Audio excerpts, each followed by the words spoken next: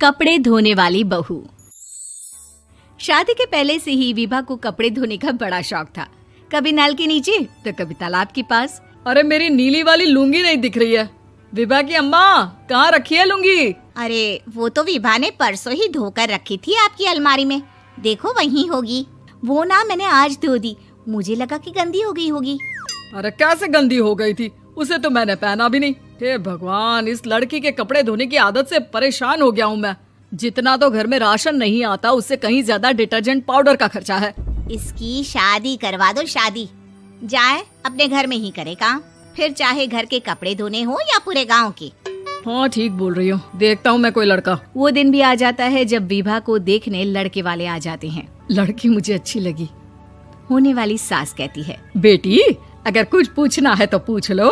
वैसे तो हमारी लड़की बहुत ही शर्मीली है, जो बोल दो वो मान लेती है, इसे क्या पूछना होगा। अरे कैसी बात कर रही हो माँ, मुझे इन लोगों के घर रहना है, सवाल तो कई है।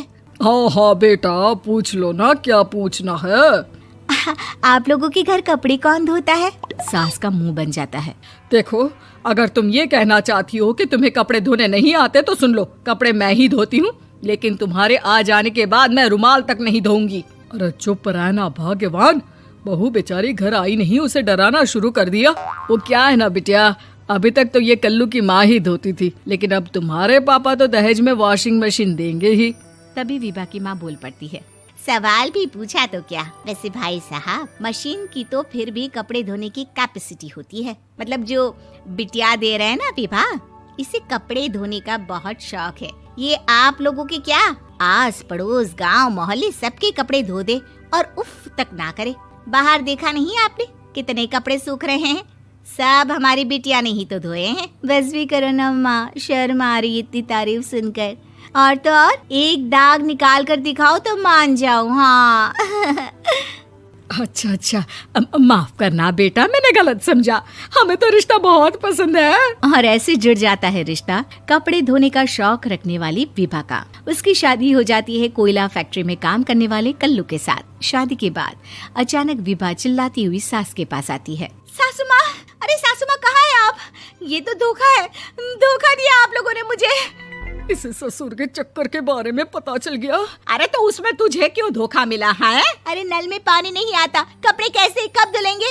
अच्छा, तू पानी नहीं आ रहा उसकी बात कर रही है। तो आपने क्या सोचा? कुछ नहीं। अच्छा, तेरी माँ ने कहा था कि कपड़े धोने का शौक है तुझे, याद आया मुझे। शौक बोलकर कपड़े धोने वाले मेरे जुनून को कम ना आके सासू माँ, कपड़ा धोना मेरा गुरूर है। तभी पति भी वहाँ आ जाता है। अभी मैंने इसे सनी देओल की फिल्म दिखाई है, उसी के डायलॉग मार रही है माँ। अच्छा सुन, साफ बता रही हूँ, पानी सुबह 4 से 6 और शाम को 10 से 12 आता है, समझी? विभा टाइमिंग सुनकर हैरान हो जाती है। ये क्या भूतों का मोहल्ला है? सुबह 4 बजे उठकर कौन कपड़े धोता है? 4 बजे टंकी में पानी जाता है, फिर सारा दिन धोना ना, किसने मना किया? अरे कैसी बात कर रही हैं? 200 लीटर की टंकी में कितने कपड़े धो लूंगी मैं? सुबह ही उठ जाऊंगी मैं। अब क्या था, विभा सुबह 4 से लेकर रात के 12 बजे तक कपड़े ही धोती रहती। एक रोज सास पड़ोस से निकलकर कहीं जा रही होती है कि साथ वाली कहती है, हाँ कल्लू की माँ, जरा ये बताओ कि 2 साड़ी है, 2 ब्लाउज और एक पेटीकोट और एक नाड़े वाला लंबा कच्छा। हाँ तो? अरे तो क्या, कितना लोगी धुलाई ये बताओ। धोबन दिख रहे हैं हम क्या? हमारे पति सरकारी नौकरी से अभी रिटायर हुए हैं और बेटा सुपरवाइजर है कोयला फैक्ट्री में। धोबन समझ रखा है हमें। हाय रे कल्लू की अम्मा, माफ कर दो, वो तो मोहल्ले में यही सब बता रहे थे कि तुमने बहू को कपड़ा धुलवाने के काम में लगा दिया है। सास को पड़ोसन की बात सुनकर गुस्सा आ जाता है। वो घर पहुंचती है जहां घर के बाहर ही इतने सारे कपड़े सूख रहे होते हैं जितने कि किसी धोबन के घर पर। अरे ओ कल्लू की दुल्हन, बाहर निकल। माँ जी यहीं आ जाओ, बाथरूम में चादर धो रहे हैं हम। अरे अभी हम धोते हैं, तुमको बाहर निकलो। ये आस पड़ोस वाले बोल रहे हैं कि हम बहू से कपड़े धुलवा कर उसे कपड़ा धोने वाली बना दिए हैं। अरे छोड़ो ना माँ जी, किन लोगों की बातों में आती हो? आस पास के लोगों का तो काम ही होता है कि वो किसी तरह सास बहू को लड़ा दे। बहू सारे घर के कपड़े धोती है, ये क्या कम है? बोलिए। सास को भी लग जाता है कि वो बहू का ये सनकीपन नहीं छुड़वा सकती, इससे अच्छा है कि खुद ही चुप हो जाए। एक रोज सास और बहू मंदिर जाते हैं, जहाँ सास की साड़ी वहाँ खड़ी भीख मांगने वाली से मिलती है। माँ जी क्या बात है, आपकी साड़ी उस भिखारन से कितनी मिल रही है ना? हाँ हाँ देखो तो, दोनों की साड़ी मिल रही है। क्या बात है कल्लू की अम्मा, तुम खुद को तो अफसर की बीवी बताती हो और ऐसी सिंपल सी प्लेन साड़ी पहनकर घूमती हो। सिंपल और प्लेन नहीं है ये साड़ी। तो क्या सोने के धागे से फूल बने हैं?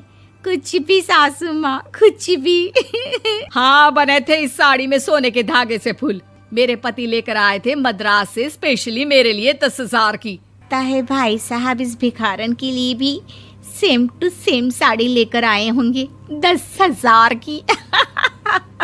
सास उस वक्त तो कुछ नहीं कहती, लेकिन बहू के साथ घर आती है और अलमारी से एल्बम निकाल कर लाती है। ये साड़ी देख रही है, ये वही साड़ी है जिसे मैंने अभी पहना था। इस साड़ी में ये जो चमकदार फूल दिख रहे हैं ना, ये सोने के धागों से काढ़े गए हैं। लेकिन तू लोकल वॉशिंग मशीन ब्रश से घिस घिस कर सारे फूलों को निकाल कर साड़ी प्लेन कर दी। मुझे माफ कर दीजिए सासू माँ। और तो और, जब मैंने तुझे तेरी गलती के लिए कुछ नहीं कहा, लेकिन तूने तो सबके सामने मेरा मजाक ही बना दिया। क्यों? बहू को समझ में आ जाता है कि अब से उसका कपड़े धोना बंद।